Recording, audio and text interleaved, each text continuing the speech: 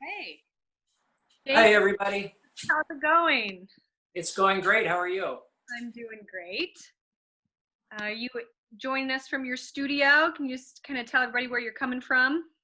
Yep, I'm in Madison, Wisconsin, up in my art studio that I built about 14 years ago. It's in the attic of our 100-year-old Victorian here in Madison.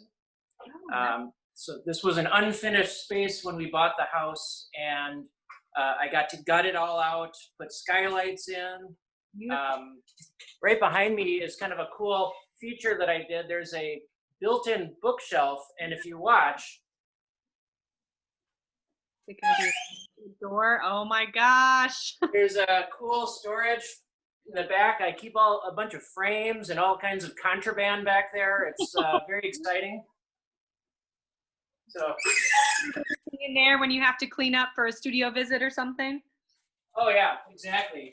Well, I cleaned up the studio for this interview as well, which is very cathartic and therapeutic because the last couple of weeks before an art opening, the place looks like it was hit by a tornado. So lots of activity and lots of finishing touches and things like that. Cool. Well, so let's chat a little bit about the show. It's called Slice of Life, and I think the guys in the gallery will be able to kind of pan around and show us some of the paintings. Do you want to talk a little bit about your theme to begin with, the slice of life, and kind of how that plays out in some of your paintings, a little bit of the inspiration behind it? Sure. Last night I um, did the math and determined that today's opening is actually my 20th solo show in my art career. So it's a bit of a milestone that Awesome. it, and the 19 other solo shows that I've had throughout my art career, I've been able to attend the art opening, every one of them. So on the 20th, thanks to the pandemic, I'm stuck here in the studio talking to you this way. The Um, 2020, that's yeah, 20. Yeah, you know what? I didn't even put two and two together there. That was even better. 20 solo art shows in 2020.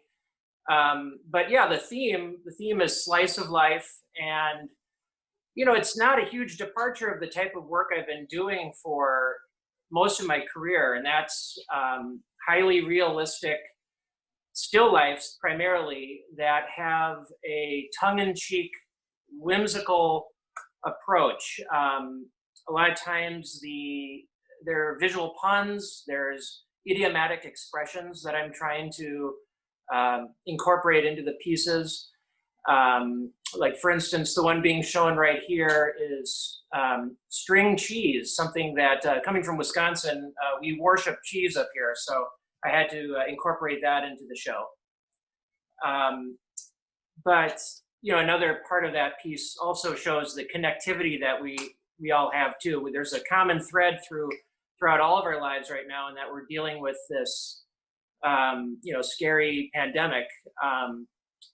And so that's kind of forced us all, and myself included, to really kind of live day by day. All the plans that you normally would be making have all been thrown out the window. And you really, for as far as schooling is concerned, my kids are here at home doing distance learning. I'm obviously here in the studio working. My wife is working from home.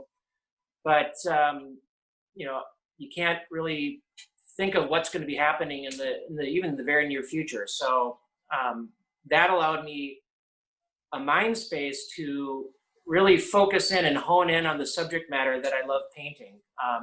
And that close observation is very, very satisfying for someone like me who is a bit of a control freak. I have a anal retentive kind of nature to myself, so it's very satisfying, almost therapeutic when I'm working on these pieces. So that's what's cooking. very cool. Well, maybe we can look at a few pieces specifically, and you can maybe tell us about. I'm just curious how you kind of come up with these different word plays and like where you find the inspiration for them. I mean, do you just kind of come across these words or phrases and say, oh my gosh, it would be really cool if I painted it like this? Or like, here's one, I think this was like wet your whistle or something. Yep, exactly. Yep, that's and that's a faucet with a little tiny drip about to land on the whistle. A very literal interpretation of this idiomatic expression, which of course means to take a drink or something along those lines. But idioms are one of the bizarre features of our language that are very difficult to translate to other languages. Right. And if you think about them literally, like I have in most of my pieces when I incorporate them, a very kind of absurd or almost surreal arrangement of things can be laid out and created. And, it kind of makes you think of seeing things in a new way. So, when I think of something that you can compare with each other, for instance, this one is called Oil and Water.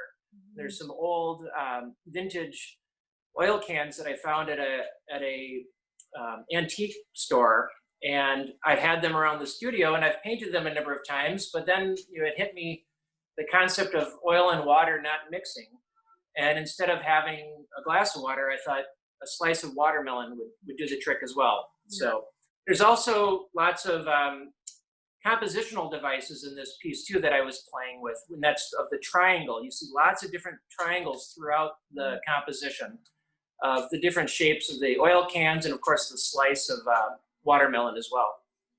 Cool. And I know in the past few years, you've had in these shows kind of some recurring compositions or versions of these, of the things falling or being suspended, or like I remember like the bowling balls, and like this one's kind of like the pineapple upside down cake. Yeah. Kind of is that can you talk about that kind of? Oh, sure. Well, when you as an artist, when you come up with an idea that you're excited about, it's almost like it's planted in the soil of your brain, and from it all sorts of new growths sprout out, and each one of those comes from an original idea that can spawn all these different versions of it. So I've done paintings of different types of cakes over the years, funnel cake, cheesecake, things like that, and I've never done the pineapple upside down cake. Maybe I was intimidated by the complexity of the pineapple, which it was very satisfying to paint. But I also thought this particular piece would be perfect for the year 2020, like we were saying earlier, where everything feels like it's been flipped on its head. And in this case, the cupcake's been flipped over, and right above the pineapple is looming with a very thin thread. And I almost see that pineapple as this kind of intimidating, almost like a weapon. You could defend yourself with one of those. So anyway, that particular piece kind of comes from two different themes I've worked with over the years. And that, again, is the suspended items that you mentioned, but also these word plays with different types of cupcakes and stuff like that. So this was just a fun piece to do. And I know, and you talked about the complexity of the pineapple. It seems like you're really kind of drawn to those really interesting textures and like detailed like frostings. And I know like that wet your whistle one with all the paint texture and things like that. Yeah. You particularly drawn to those like bright colors and texture. That seems to be a kind of a common thread throughout your work too. It is. And I want my work, when someone sees it from a distance, to have enough of a visual impact to draw you in. And then if I'm able to do that, the viewer is treated to all sorts of very, very meticulous, tiny details that at a tertiary glance you're not going to see. So most of my work there's almost like a visual treasure map when you take a moment to kind of digest what you're seeing. So there's lots of little imperfections on fruit. There's little In this case here, in this piece, there's peeling paint. It's called tipping the scales, which I love painting these old scales as well. They're rich in metaphor and all sorts of other things. But I love the colors in the bowling ball. thank you. Thank you. I actually, orange and green in the last couple of years has become a really fun color combination for me. When I was younger, didn't think orange was much of a color I'd ever use, and now I find myself using it as a little kind of punch of color in a lot of work. Yeah. And so, do you consider this style trompe l'oeil, or are you really just consider yourself like a realist painter? Well, I mean, some of the work you can classify as trompe l'oeil, which in French means to fool the eye. Like Wet Your Whistle, it was a trompe l'oeil piece because and also right next to it is a piece called Sucker. And the characteristics of trompe l'oeil is that it literally wants to make the viewer believe that the object is right there on the painting. So the piece of tape and the holes that are in the painting are all painted in. And it's usually a very shallow depth of field. Whereas a number of my other works that have atmosphere around them or are on pedestals or boxes, I would consider that more of the still life genre. But all the work I do, I try to make as realistic and natural, almost hyper realistic, because that's the kind of thing that's always really appealed to me. And again, it's very satisfying to kind of slowly develop an image into something as detailed and refined as the work I'm doing. Mm-hmm. And do you work from life? Do you set up the still life in your studio and work from life, or is this sort of from your imagination, photographs, or how does that work? Most of the work that I paint is from direct observation. I will put the objects into imagined environments, like the kind of dark dramatic backgrounds or blended atmospheric backgrounds. And sometimes the surfaces that the objects are on, I'll invent. But the actual objects I'm painting, the subject matter, I think it's essential to have those objects in front of me for the really close observation and to really dissect what I'm trying to paint. Mm-hmm. So, but yeah, I found that if I'm trying to work from memory, there's a tendency to fill in the gaps, and to me, it ends up looking a little artificial or almost plasticky. I want my work to feel, the textures to feel like what the actual objects are. Do you have are you able to pan us around your studio at all? Can we see any of your? Sure, yeah. Well, you saw the bookshelf in the beginning of the interview. And then I'll bring you over to my little painting cubby area. These are, this spot over here is, I work on a drafting table, and not a traditional easel. So the panels that I work on are right here, and I can kind of hunch over them and do my thing. Here's my palette, which is kind of fun to see. I'll put it up close. Oh my! And it's almost like stalagmites or stalagmites, that are growing, in a cave up from the ground. Mm-hmm. And each one of these globs of oil paint have hardened, and then I need to put a fresh one on top of it. And in some cases, I could just pierce the skin of this oil paint, and there's fresh gooey paint inside. So and then occasionally I'll knock down this paint and kind of start it again. So this is kind of a fun.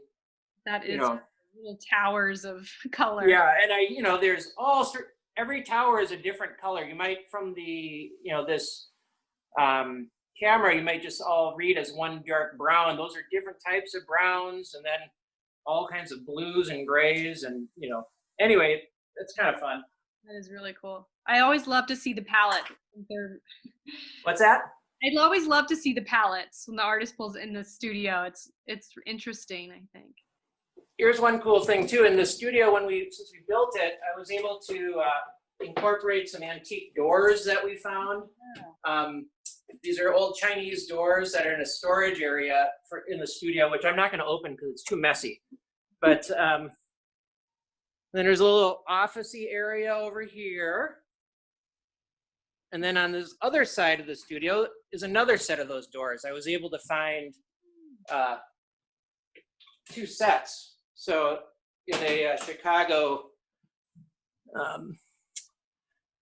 kind of an Asian antique store, which was lots of fun. So yeah, this used to be an unfinished attic up here. Sadly, the ceiling is only about 7.5 to 8 feet tall at its peak. And I'm not that tall of a person, I'm under 6 foot. But when we started the build of this, I envisioned this cathedral-like space. And because the floors weren't up to code, they had to put in almost 14-inch beams that ate up all this space, whereas previously were 2x4s. So basically a foot of everything crunched in when it was all being built. And I was a little crestfallen afterwards, but I still really love the space. It's a sanctuary. Being on the 3rd floor of my home, I can, retreat here and work. And another cool thing, I don't know if probably won't show, but this is my view, which you can't really see, but when those trees lose their leaves, there's a view of the capital of Wisconsin, which is a big dome, really beautiful building that's lit up at night. And that's kind of one of the benefits of the winter, when you get to see that, which is, there's not a lot of benefits to winter here, but that's one of them. So you've got some nice fall colors that you're looking at out there right now, huh? Yeah, there's just starting to turn and explode. And every year I get inspired to paint a leaf or some of the colored foliage in a trompe-l'oeil painting. And this year I may not, but we'll see. When you see all this natural beauty around you, you want to capture it. So yeah, absolutely. Well, are there any other pieces that you maybe wanted to talk about in the show as we kind of pan around here? And sure. Well, the one that they just paused on is a piece called Openings, and there's some beautiful vintage wine openers that I got my hands on that I thought would be terrific in a piece. The one right next to it, if you pan over, is one I'm very proud of. This one is called Middle Ground, and there are 2 different types of plums that I found, and that have both, I decided to dump them over. And I'm a symmetry freak, so I wanted it to be very symmetrical and balanced. But it's also a commentary of how I think we could all use a little bit more kind of common understanding of things. We need a little more middle ground, more kind of centrist thinking, as opposed to how extreme everything is right now. So this was kind of my take on kind of like, a truce or meeting of the minds kind of thing in the middle there. These 2 different types of plums. They're still juicy plums. They just look a little different, that sort of thing. Yeah. So. Yeah, I like how a lot of these pieces, they're very representative of our times, but kind of in their own, not an indirect way, like as maybe a collector who hangs it on their walls kind of reminds them of 2020 and something that happened this year, but kind of in a lighthearted way. Yeah, well, this particular one here is simply called Hope, and that's something that we could all use. Again, just because of the what the year keeps throwing at us. So. Definitely. Well, thanks, Jacob, for joining us, and congratulations on your 20th solo show. Thank you. I appreciate you coming and visiting me here in my studio, and it almost feels like I was at the opening, which is still coming up at from 5 to 7 tonight, Mountain Time. And I absolutely love attending the openings and getting to meet people and talk about my work in person. And this is, again, it's a real gut punch to not be able to be there in person. And the wonderful folks at the Meyer Gallery take me out for a wonderful dinner. That I like to joke that I ordered the most expensive item on the menu, stuffed with the second most expensive item, and to really live it up. So I'm missing that. I'm missing out on that this year. Yeah, you are. The good Santa Fe food. I know it. Oh yeah. Well, good. Well, I hope it's a great show, and thanks for joining us. And I guess we'll hope to see you in Santa Fe soon. Hopefully next year. All right. Great. All right. Thank you. Yep. Thanks, Jacob. Bye, everybody.